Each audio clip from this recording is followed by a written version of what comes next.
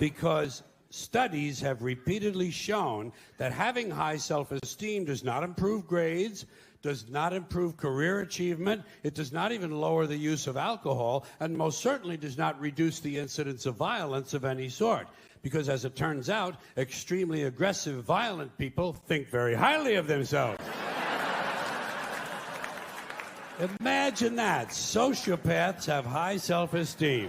Today, we've delved into a pressing issue, the epidemic of narcissists in high offices. From politics to corporations, we see how narcissistic traits impact decision-making and organizational culture. Understanding this phenomenon's origin through the eyes of the late George Carlin, one of the greatest comedians of our generation, is crucial for navigating our complex world. Join the conversation in the comments below. How do you think this trend shapes our future? Do not forget to like, subscribe, and hit the bell icon for more insightful discussions. And if you want to watch George Carlin's full material, you can go to his official YouTube channel. Ladies and gentlemen, let's look at Mayor Tiffany Henyard.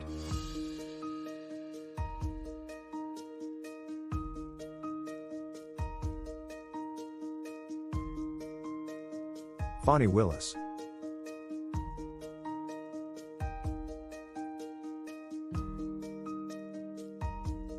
Mayor Sheng Tao.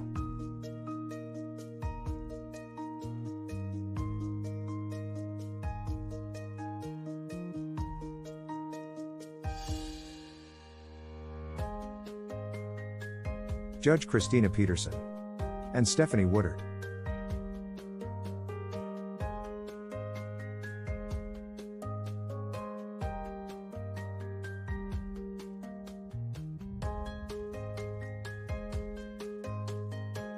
By the way, I'd like to mention a special kind of bullshit that has taken hold in this country in the last 30 to 40 years.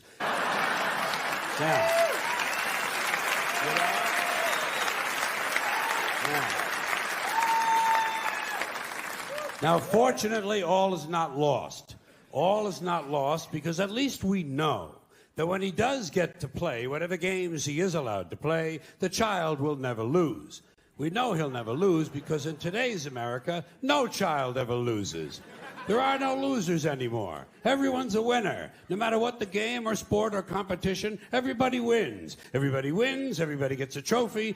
No one is a loser. No child these days ever gets to hear those all-important character-building words, "You lost, Bobby." You lost, you're a loser, Bobby.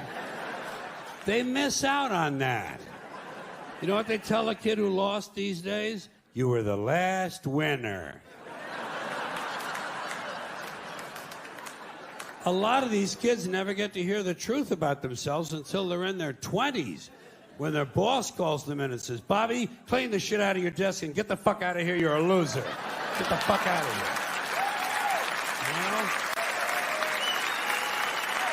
This makes a lot of sense as to why the 5 ladies freak out when held accountable. Let's continue.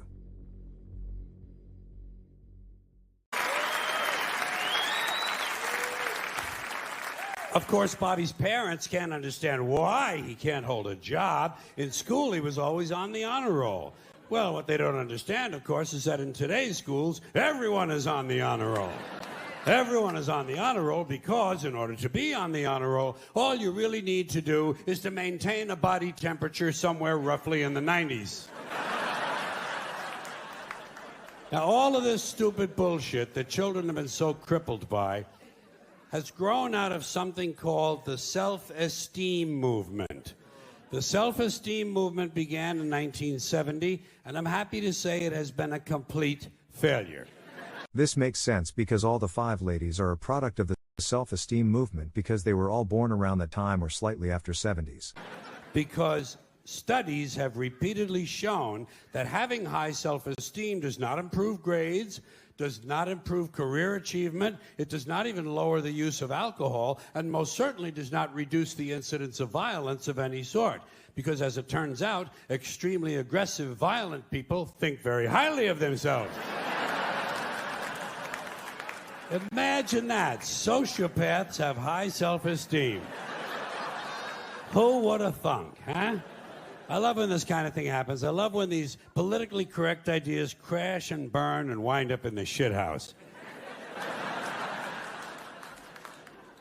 The self-esteem movement revolved around a single notion, the single idea that every child is special.